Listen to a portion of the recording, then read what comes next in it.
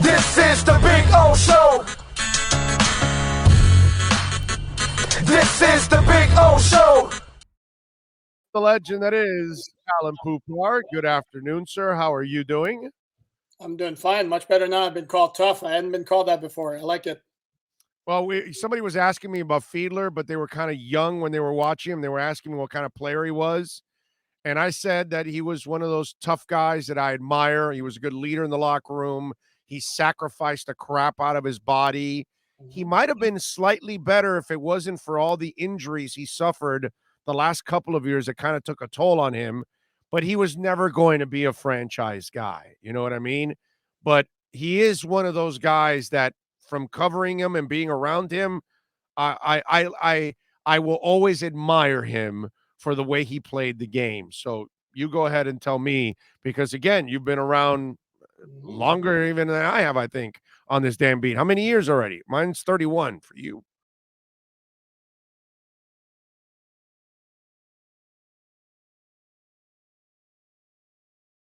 How long? 89 full-time basis is 89. So yeah, so there you go. Longer than me by a couple years. Yeah. So no, there you go. I will agree with everything you said. Good dude too, and yes, great dude. Obviously has a distinction of being the first post-Marino starting quarterback for the Dolphins. And the thing, if we play the what-if game, to me, I always look back with regret at the 2002 season. If you recall, the Dolphins were 5-1 after a really good Sunday night win in Denver. Unfortunately, Fiedler broke his thumb, I believe it was, in that game. Ray Lucas had to start the next 3 games. It didn't go well. They wound up then at 5-4 and wound up missing the playoffs with, shocker, a really, really frustrating, disappointing loss at New England when they led 24-13 with 5 minutes left, and New England came back to win in overtime and knocked them out of the playoffs. And this was the year where Ricky Williams had been acquired in the offseason and led the NFL in rushing. And this was a really good Dolphins team, and Fiedler was playing really well when he got hurt. That was the one where he came back, he had to hand off with the other hand, right? Right? I believe so, yes. Right, because the hand that he broke the thumb was the one that he normally would hand off with, right? And he had to make a switch or something like that when he would, right? It was just, so like he had to hand, it was like awkward for him or something. No, I recall that. I don't know if it was related exactly to that injury, but I do recall what you're talking about, where he literally would hand off like across his body because he was protecting something. But he was good that year, and then he came back in 2003, and Dolphins still finished 10-6 in 2003, and he was just serviceable, I think is the word I would use for him. Right. Then, I thought the injuries took a toll on him on the back end. Like, you know, Alan, we've been around long enough to watch guys, you know, we have one now in Devontae Parker. There's no way his body is ever the same like it was when he was drafted. And he can never be the guy you thought he could have been, because as the injuries mount, they just, unfortunately, they take a toll, dude. You can't do anything about it. Dude's still damn good, though. I mean, I know. He made a couple of big plays, and I know fans love to rag on him because he's hurt so often, but the dude is good. He's just flat out good. And look at his game-winning touchdown. I mean, he smoked the DB on that quick slant, and he created like massive separation, and he made it a really, really easy throw. And there's your ball game right there. No, he's a really good player. I like him a lot. It shows you that if he didn't have the injuries, he would have been that special player that people like myself thought he could have been, because he had that gift, man, unfortunately. But, you know, not everybody's body, I'm sorry, most bodies are not made to last in that league. That's just the way it is. Most of us would break down just like Devontae Parker. It's the freaks that actually stay healthy in this league. Those people have some kind of a gift or luck or whatever the hell it is, man. But to stay healthy, it is amazing. Well, speaking of health, you know, outside of COVID issues from now to Monday, but the Dolphins will have a healthier team going up against New Orleans than they did against the Jets, which they will need. Yeah, yes. And it'll be great to have Jalen Waddle back to help deal with that Saints defense. I mean, if you saw that game Sunday night, as I was watching in, I was projecting the Dolphins trying to deal with that, and I was like going, "Oh, it's not going to be a fun night." I mean, that defense is no joke. So having Jalen Waddle is going to be huge. Philip Lindsay, the impact probably won't be quite as significant as having Waddle back. be great if they could get Javon Holland back. He's still not hasn't completely cleared the COVID protocols, as I'm trying to get my daughter out of the picture here. Still hasn't completely cleared the COVID protocols, so he's not back at practice Wednesday. They have an extra day this week because they're playing on Monday night. Obviously, you'd like to have him, even though I'm not necessarily scared of the Saints offense, even in beating Tampa Bay. I mean, they didn't do a whole lot. I mean, that defense just kept coming up with big play after big play after big play, no matter how many times it had to get back on the field. But having Jalen Waddle back is completely huge. So let me ask you something. Obviously, I'm with you 1,000% having Waddle back, but Lindsey, Johnson, Gaskin, one of them, all of them, I don't give a crap which one or what, but they have to run the ball on Monday night. They must have some kind of success on Monday night, right? Because if you're just going to allow Davenport and Jordan to tee off, then it's going to be a long freaking night for the Miami Dolphins. So if you want to slow that pass rush down, if they don't run the ball, I don't know how they win this game. They've got to have some kind of success on the ground. Would you agree with that? I would agree with that, but my definition of having success on the ground against the Saints is I know what you're saying. 4 yards. Just don't get the 2-yard loss, the 3-yard loss. Keep the down and distance manageable at all times against that team. Right. You know who'd be great for this game for the Dolphins? Frank Gore would be great for this game. Because I'm serious. I'm not joking. A pounder. I get what you're saying. You need a thumper in there. I got you. I mean, he's a machine for getting that positive yardage, even if it's not there. And I think Duke showed us some of that against the Jets. I certainly don't expect him to rush for over 100 yards again. I certainly don't expect the Dolphins to come anywhere close to 184 yards, 185 yards. But again, avoid the negative plays. That also means avoid holding penalties. Stay ahead of the sticks, as they say. So you're basically watch out now, because we got a section of Canes Fins fans that think that all of a sudden Duke Johnson found the fountain of youth and he's going to become RB1 from here on out. And listen, I hope it happens, but I'm trying to walk them off the ledge that he's not really known for that. He's always been a terrific pass catcher out of the backfield, which, by the way, several backs have had really nice careers in the history of the NFL that were known as pass catchers, basically out of the backfield. There's nothing wrong with that. But somehow or another, we have a section of fans that, well, they think that Duke Johnson turned the corner. He's ready to become an every down rusher. Yeah, no, I'm not buying it. We're going to assume that we're going to suggest that the coaches at Cleveland for 4 years and the coaches in Houston couldn't see the great talent that was there. The dude is a good player. Let's not diminish his ability. Yeah, man, good player. Yeah, definitely. I'm with you. I'm totally with you on that one. He's not the definition of RB, and I'm not sure you could stick. I don't know who's a great Dalvin Cook on the Dolphin roster right now, and the way they've operated, I'm not sure the Dolphins would make him an RB1. That's not what they do. They just like to use a whole bunch of different guys. Like a certain team from the Northeast likes to do, which is kind of a different guy every week. And it happened to be Duke's turn against the Jets on Sunday. Somebody asked me for a mailbag about the running back situation. I said it wouldn't shock me in the least if for the final 3 games, Duke started 1 game, Lindsey started 1 game, and Myles Gaskin started 1 game. That wouldn't surprise me at all. That's the way the Dolphins operate. They are a scheme-oriented team, so if they think this person is better for this scheme, that's what they're going to go with. You're right about that. That's what they've shown us, actually, from the get-go overall. I saw Barry Jackson's article today, and I did not realize that Ogbah already has 10 batted passes on the season. That's a nice little stat there. I did not know that he's the first in 17 that Cam Jordan, who's the guy they faced this week, had 11. So that's an impressive stat. And Ogbah has now pretty much, I'm sure he'll pick up another sack or two, So he could end up with back-to-back seasons with 9 sacks. So it doesn't end up becoming an aberration what happened last year. He ends up backing it up, maybe possibly with a better season this year. Exactly. Which, I was talking about this a little while ago. Great job by the front office in the fact that you found a young defensive end in free agency, and then you hit on your other young defensive end in the draft. That's pretty cool. No, and he was a guy when they signed him out of KC.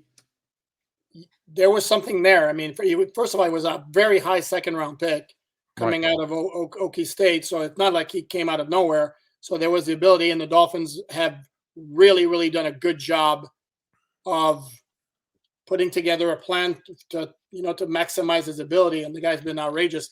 And you mentioned the passes batted down. He had a streak of I think it was 6 straight games where he had one of those. And a lot of them have come in critical situations. And yes, right.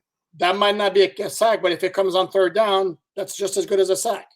Right. I mean, let's be honest. No, he's been really, really good, and he's one of those guys who I'd say even early in the season where he was getting some pressures on the QB, wasn't making a lot of quote unquote plays, a la Van Ginkel.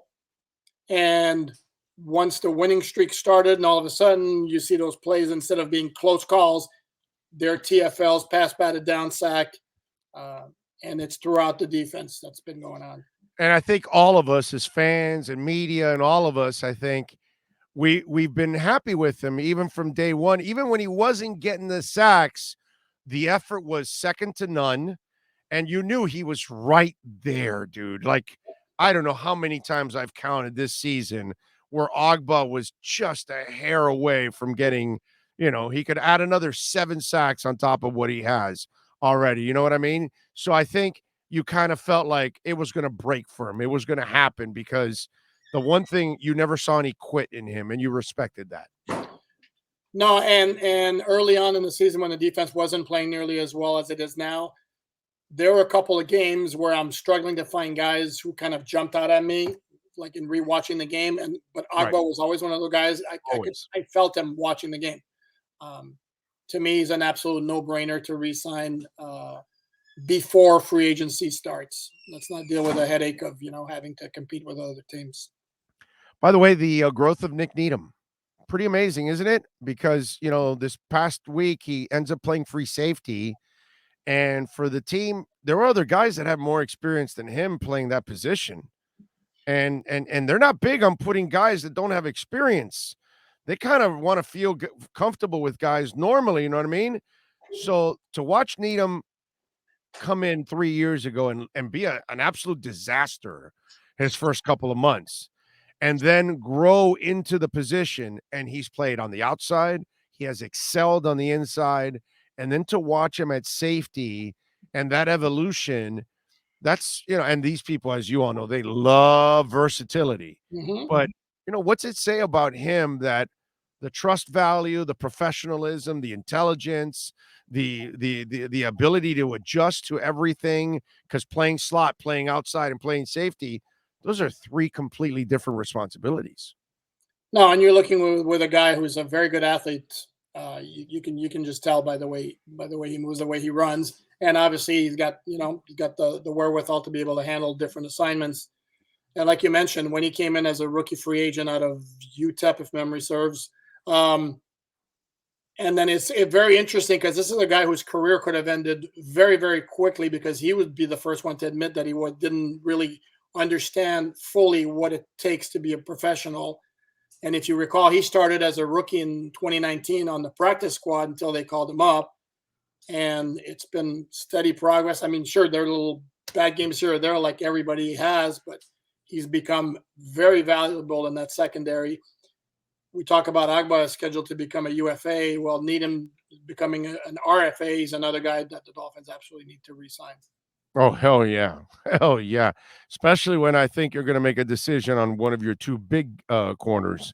Some tells me one of those 2 are not coming back in 2022 when it's all said and done. All right. Offensive line. So what's the film tell you? Because, obviously Austin Jackson's getting a little more love. I think Jackson and Eichenberg have allowed like only a few pressures the last couple of weeks. So walk me through what are you seeing on the O-line right now with the fellas? I'm seeing a group that's just done nothing but get better. It was interesting. I saw the PFF, the grades from my buddies at PFF after the game, and they had Jesse Davis with a ridiculously low grade. And so I made it a point to like focus on him when I rewatched the game, and he did have a really, really rough first half. I mean, it was not good, but in the second half he was fine. And I think that's one area where the Dolphins are going to have to. It's an area the Dolphins are going to have to address in the offseason, no question. But the other guys, I think Eichenberg has made big time progress the last couple of games. Jackson has been very serviceable, solid at left guard. I've no issue with him. Dieter's fine at center. Robert Hunt's a good right guard. So we're seeing growth. Again, they were helped, as they have been all season, by the fact that there's an awful lot of quick passing. That helps the offensive line.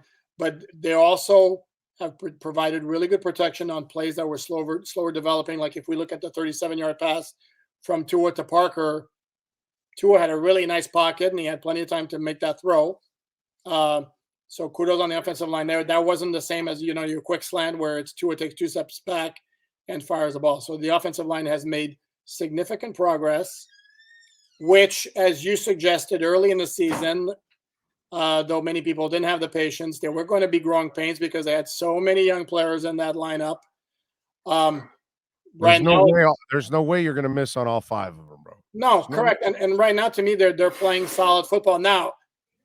And by the way, if you're hitting on all the other picks, how did you just miss on only the alignment? That doesn't make any sense, dude. No, correct. You know what I mean? We're only waiting on 2 other guys, and that's Noah and Iggy because Iggy and Hunter, because they don't play, unfortunately. They got 80 people in front of them, unfortunately. So you can't do anything about that.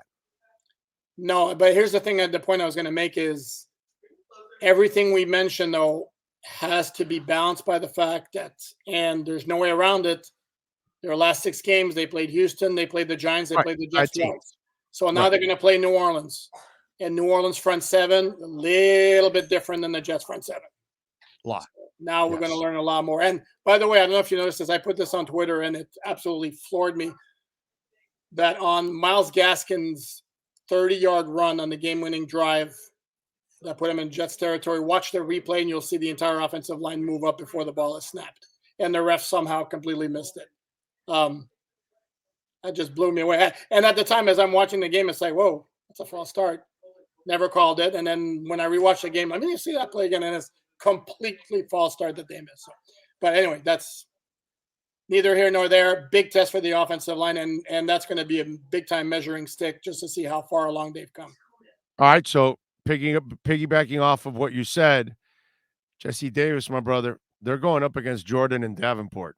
Wait a minute. This might be the best pass rushing duo they've faced this year, right?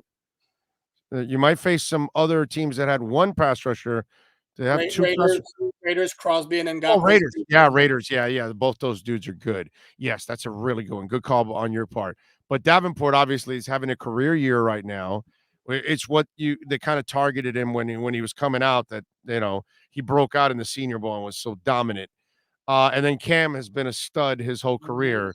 Yep. Okay, so what do you do with Jesse Davis this week, man? How do you kind of that's to his blind side that he's in charge of. So what do you do on the right side? I'm going to guess there's going to be a lot of chipping. There's going to be the back staying out to help. I can't imagine they're going to leave him a ton in one-on-one matchups trying to block Cameron Jordan. So that would be my expectation. And then Liam's got to hold up on the other end. Yeah, no, there's no doubt Liam's, but he's playing better. I worry more about Jesse Davis. Isn't it weird? I'm worrying more about Jesse Davis than I worry about Liam Eichenberg. That's kind of odd. You know what I'm saying? But I'm worried about both in this matchup. If I'm going to you're right. You're right. You got to worry about both. But I think Eichenberg is the better athlete. I think he can kind of handle himself a little bit better, I really worry about Jesse Davis because I don't think Jesse is a great athlete. I think Jesse is a terrific blue collar guy, works hard, all of that, but he's probably best suited as your sixth man more than anything else. That's probably where I'd like him to be. So I guess that's why I guess I worry about Jesse because I don't view him as a starter anyway. That's my problem with him. He certainly hasn't had a starter caliber season. There's no question about that. But again, I would be shocked, and to me, it wouldn't make a whole lot of sense to leave him one-on-one against Jordan very much. And I think he's going to get help throughout the evening. Let's hope they don't leave him a lot of one-on-ones. Let's hope that they get him some help. You got him winning? Too early in the week. How's that for dodging the question? No, I know, but we don't get you till post game, so it's like, all right. So we'll have to read it. Here's what I would say. We'll have to read it at Sports Illustrated. Correct. You'll have to read it on the SIL Dolphins. If they play anywhere the way they played against the Jets, they're going to get smoked. Yes, because they would have lost to a lot of teams again. And in rewatching the game, it wasn't just the turnovers; they also caught a couple of breaks. I mean, there's a pass over the middle that gets tipped. Could have picked off. Instead, it winds up in the hands of Albert Wilson to produce a first down. There was another almost near pick. There was a couple of really bad officiating call. And I know there was some both ways, but I noticed more. Oh, the fake punt. The fake punt also. Fake punt. If you're going up against the decent offense, they score some points on your ass there, And so, yeah. Right. They called the DPI on the guy covering Devontae Parker in the end zone, and from where I sat, the ball was 8 feet over his head. So I don't know why they didn't do this uncatchable. Why the flag stuck? I didn't get that. But so it was a game where they were very fortunate in terms of getting some breaks and the opponent to be able to win that game, and that's not going to fly against the Saints. That's what I will say. I do have a lot of confidence in the Dolphin defense's ability to shut down the Saints offense, which doesn't scare me in the least. Only thing I worry about is they better come in focused on the running side because is Kamara playing? Mm-hmm. Okay, that's the one thing I do fear, that if somehow or another that offensive line gets going and they can churn some yards with Kamara, and then Taysom Hill can do some damage with his legs. I don't fear his arm. I fear more the running game and that kind of stuff getting any momentum. And we saw last week that the Dolphin defense started slow. And I think a lot of that had to do with the 2 weeks off for the whole team overall. That's right. I think in Tua's thing, it was time off / no Waddle. Because I think the Waddle thing brings balance to him because he always can count on him and then play off of him to everybody else. You know what I'm saying? But it was just one of those things. They can't do that this week. They can't start off slow. They can't allow New Orleans to gain some confidence and start running the ball with Kamara. That's when it'll get scary. Here's a big thing, though, about the Saints and their offense. They played against Tampa Bay, and it's very possibly going to be the same deal against the Dolphins without Ryan Ramczyk, their right tackle. That's right. That's true. Ron Armstead, their left tackle, and Andreas Pete, one of their guards, who are basically their three. Well, they have like a complete stud offensive line, and they're missing 3 of their 5. And if you saw their offense against, again, as I mentioned earlier, against Tampa Bay, they did very, very little either on the ground or in the passing game. So, well, that's a lot of talent, dude. That's a lot of talent. I'd love to have all 3 of those guys in the Dolphins. Oh, and the other 2 are Eric McCoy and Cesar Ruiz, who are both good players also. I know. So when they're healthy, that's one of the best offensive lines in the NFL, except it's just not healthy. So I think the Dolphins can shut them down defensively. Question is what happens on the other side of the ball. Under Sean Payton, that's been a consistent on that team. More often than not, they got a pretty good offensive line, bro. Yep. They know. Without that, you're not going to get far in this league, and they're smart enough to build that thing up. All right, man. Good stuff. Appreciate you as always. What are you working on, Sports Illustrated, so the Dolphin Nation can go bookmark that spot and lock it in and read all of your Dolphin information? Everything and anything. I've already got 2 stories up today, including Brian Flores' comments before practice. Excuse me. I have a mailbag coming up this afternoon. Notebook, where we're going to round up all the news, latest developments, and then tonight they're announcing the Pro Bowl teams. My expectation is that Xavier Howard's going to be the one and only guy again this year, but we'll find out for sure tonight. I mean, they could have had 2, but they traded Jakeem. You know, what can I tell you, bro? You know, they could have had 2 right? You gotta go there. He made the Pro Bowl because he had a punt return for a touchdown in a primetime game. That's the only reason. No. He's the only player in the NFL that has returned the punt for a touchdown. Okay, let's make sure we mention how great of a feat that is when no one else can do it but the great Jakeem Grant. I'm just saying. Who's now hurt? I don't know what his status is. Lay some respect on the man. Okay, he drops it. He gets injured. But he's also in the Pro Bowl, baby. There you go. That's can't deny that. Robert Quinn's also in the Pro Bowl, former Dolphin. 15 sacks, I think he has, right? And he had like 10 last year too. I mean, I don't know. No, he took off after he left here. But I think, didn't we get him like fresh off of back surgery or something like that?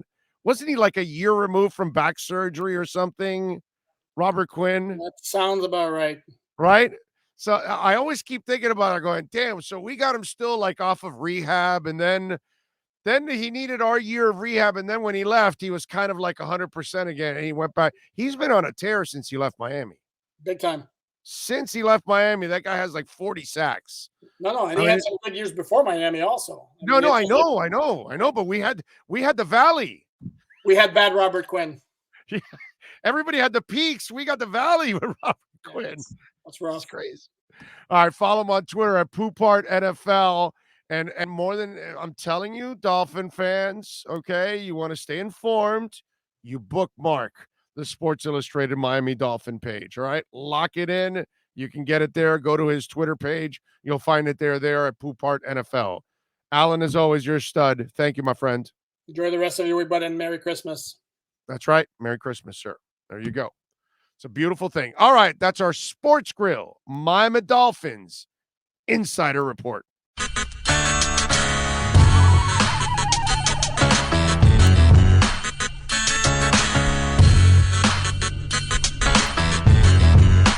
This is the Big O Show. This is the Big O Show.